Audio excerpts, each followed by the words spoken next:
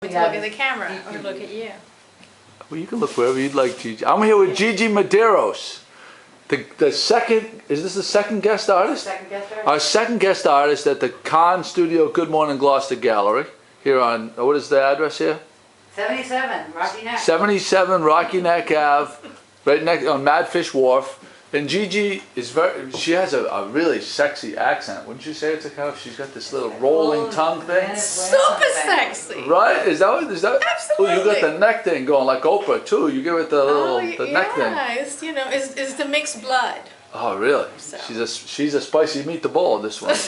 so anyway, Gigi, let's. Where do you come? You come from Venezuela. Did you grow up in Venezuela? Yeah, I grew up in Venezuela, and then I came to the States in 1980 to go to art school. And where did you go to art school? In Colorado, Rocky Mountain College of Art and Design. Well, your colors are very vibrant in your work. And how would you describe your work? How would I describe my work? Yeah. They're abstract pieces, obviously, and they are very based on organic things. They have very, very bad eyes, according to some. To regular people, I think they're perfect for the work I'm doing, but that's just me. And I grew up looking through my dad's microscope. My dad's a geologist, and his specialty is the fossils of pollen. Okay. So we used to put anything we got our hands on under a microscope. And a lot of the stuff is based on the memory of looking through that, which led to other interests. I love looking at stains. I love looking at things like moss and just how things meet each other. Peeling paint, that I guess the palincesto effect, palimpsest I think in English, the effect of peeling paint and things that layer and deconstruct on their own, and so all these sorts of things fascinate me, and the fact that my eyes are perfect for me just made me look and become really curious about things like how when you're, for instance, flying on an airplane and you look down at the fields, everything looks like it's just little chiclets of green, and it looks like it's something very small. And when I am up close to my paintings, because I paint this close, so usually my nose has paint. Oh, wow. They look enormous to me. And then I look back and I have my aerial views. Wow, interesting. So it's great because I'm always going from the big and the small. When I take the contacts off, I'm doing all the detail work.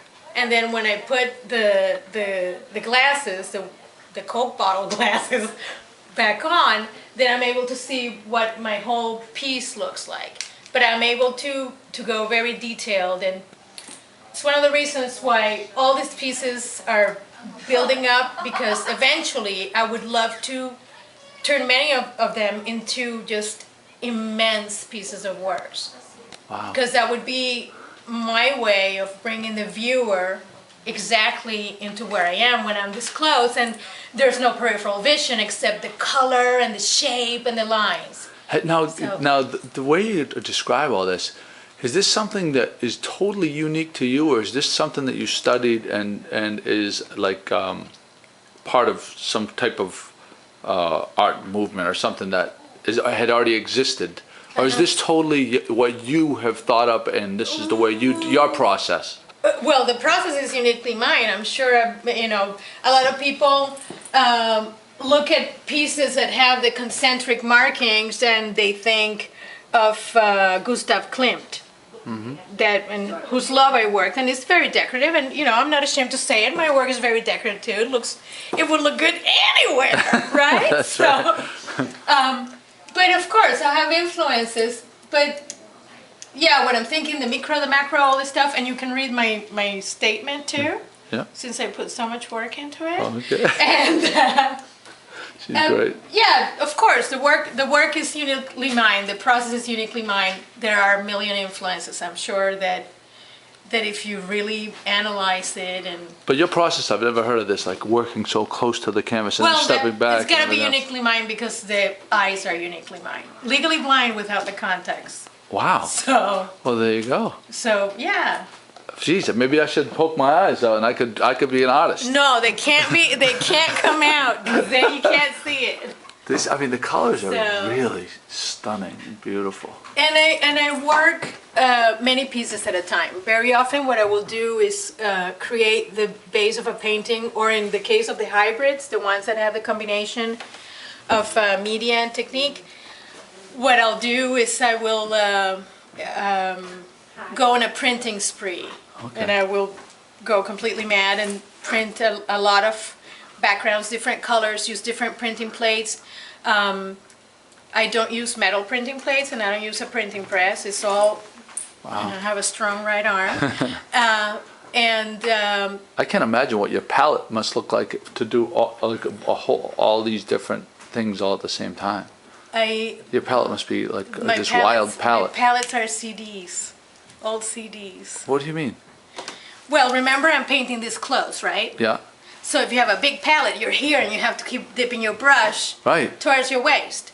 If you have a little CD of something you didn't like, or the ones that AOL used to send and stuff like that, those the advertising CDs, you put it between your finger like that. You got a mini palette, and now you can be up close and just doing this, right? Oh my It's goodness. fabulous.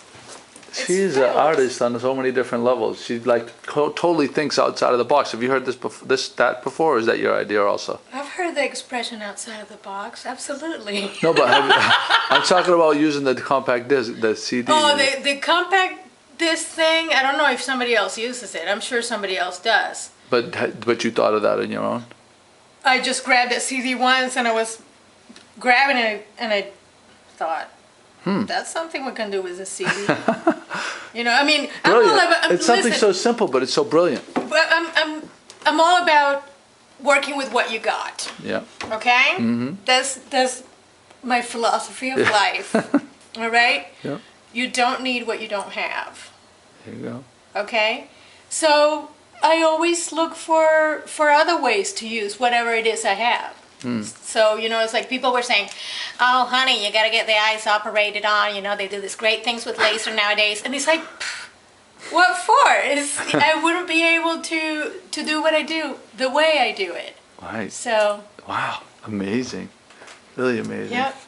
So let's see right here. So this is a very organic piece right here. Yes, it's a very organic piece, and it's called Nahuatl. I don't know if I'm pronouncing it right, but that was the language of the Aztecs. That was a pre-Columbian language, one of the original languages of the Americas. And what I wanted to not portray, but the feeling, what it was telling me, it looks like something flowing. That's what It looks like blood platelets. Right, yeah. It looks very biological. It's very vibrant. There's a lot of movement. It looks like hearts. I see. It's so funny you're saying this. This is exactly what was going through my mind, and we hadn't had this discussion before. That's you're right. saying this. That's right. And what I wanted it to be about once I started seeing that this is what it wanted to become, is I wanted it to be about the mixing of races after the conquistadors came, for good or evil, and you can vilify whoever you want, whatever. But you know, it's history. Yeah, right. I like Malinche. Do you know who Malinche was? No. Malinche was the first interpreter, and in the Americas.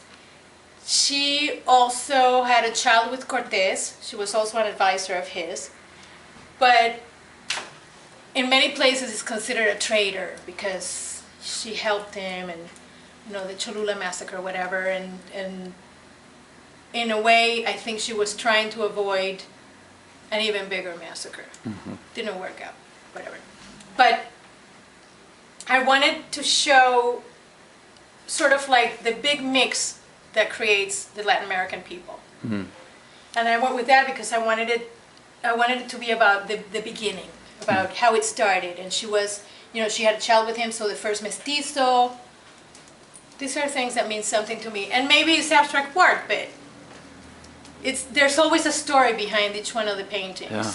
And I write it on my notes. I come up with the painting first and with the title later.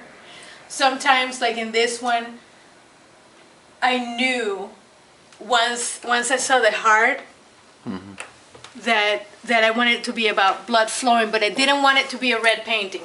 So all the underpaint is red. And it does come through, you can see it. Right, So yeah.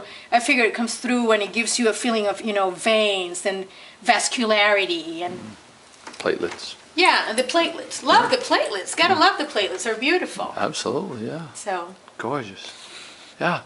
So you're going to be, how long are you going to be here at the Good Morning Gloucester Gallery? I'm going to be Con here studio? until July 7th. I'm here every weekend. On the July 4th weekend, I'll be here the Saturday, Sunday, and Monday. Fantastic. Hopefully people So- get to come down and meet you and hear your fantastic stories. You're such an interesting woman. Oh, thank you. Yeah, You and- have good taste. Do you have, you're funny.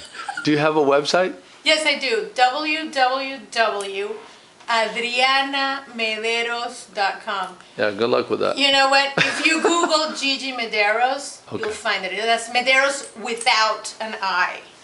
Okay. Oh, Mederos. Mederos. All right, Gigi. No I.